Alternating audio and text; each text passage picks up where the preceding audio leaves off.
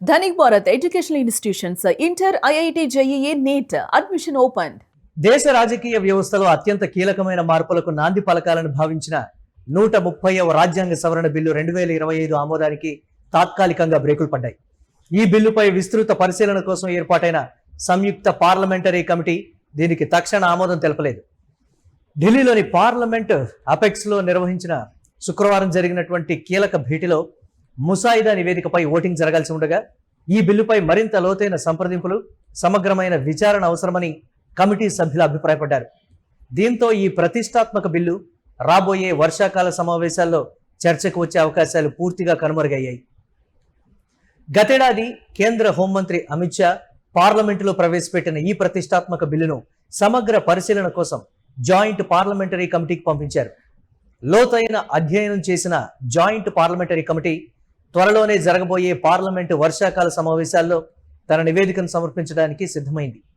ప్రతిపక్షాల నుంచి తీవ్ర అభ్యంతరాలు వ్యక్తమైనప్పటికీ అరెస్ట్ అయి 30 రోజులు జైల్లో ఉంటే పదవి కోల్పోవాలనే అత్యంత వివాదాస్పద నిబంధనను బిల్లులో యథాతథంగా కొనసాగించేందుకే కమిటీ మొగ్గు చూపినట్లు తెలుస్తోంది. ఈ నివేదిక సమర్పణ తర్వాత పార్లమెంటులో దీనిపై పెద్ద ఎత్తున చర్చ జరగనుంది.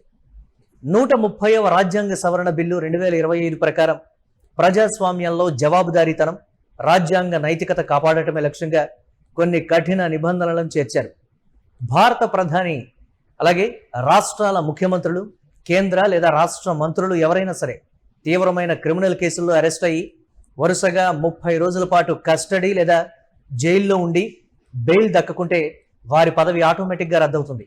కనీసం 5 ఏళ్లు లేదా అంతకంటే ఎక్కువ కాలం జైలు శిక్ష పడే అవకాశం ఉన్న కేసులను ఇందులో తీవ్రమైన నేరాలుగా పరిగణిస్తారు. ఢిల్లీ, పుదుచ్చేరి, జమ్మూ కాశ్మీర్ వంటి కేంద్రపాలిత ప్రాంతాల ముఖ్యమంత్రులు, మంత్రులకు కూడా వర్తించేలా దీనికి అనుబంధంగా మరికొన్ని బిల్లులను అయితే తెచ్చారు. ప్రతిపక్షాలు 130వ రాజ్యాంగ సవరణ బిల్లును రాజ్యాంగ విరుద్ధమని కొట్టిపారేస్తున్నాయి. అధికారంలో ఉన్న పార్టీలు, కేంద్ర దర్యాప్తు సంస్థలైన ఈడీ, సిబిఐలతో ప్రతిపక్ష సీఎంలు, మంత్రులపై తప్పుడు కేసులు పెట్టి వారిని 30 రోజులు జైల్లో ఉంచడం ద్వారా ప్రజాస్వామ్యబద్ధంగా ఎన్నికైన ప్రభుత్వాలను కూల్చే ప్రమాదం ఉందని విపక్షాలు ఆందోళన చెందుతున్నాయి. న్యాయ వ్యవస్థలో తప్పు నిరూపితమయ్యే వరకు నిందితుడు నిర్దోషి అనే సూత్రం ఉంటుంది. కానీ ఈ బిల్లు ద్వారా కోర్టు దోషిగా తేల్చకముందే కేవలం అరెస్టు ప్రాతిపదికన పదవి నుంచి తొలగించడం రాజ్యాంగ ప్రాథమిక నిర్మాణాన్ని దెబ్బతీయడమే అని నిపుణులు కూడా కొందరు అభిప్రాయపడుతున్నారు. ఇక 130వ రాజ్యాంగ సవరణ బిల్లు ఫెడరల్ స్ఫూర్తికి గొడ్డలి పెట్టంటున్నారు రాజ్యాంగ నిపుణులు. రాష్ట్రాల సీఎంలపై గవర్నర్లకు విచక్షణ రహిత అధికారాలు కట్టబెట్టేలా ఈ బిల్లు ఉందని, ఇది సమాఖ్య స్ఫూర్తిని దెబ్బతీస్తుందని ప్రాంతీయ పార్టీలు మండిపడుతున్నాయి. అనేక వివాదాలున్న ఈ బిల్లుపై మరింత లోతైన సంప్రదింపులు, సమగ్రమైన విచారణ అవసరమని కమిటీ సభ్యులు అభిప్రాయపడ్డారు. దీంతో ఈ ప్రతిష్టాత్మక బిల్లు రాబోయే వర్షాకాల సమావేశాల్లో చర్చకు వచ్చే అవకాశాలు కనిపించడం లేదు.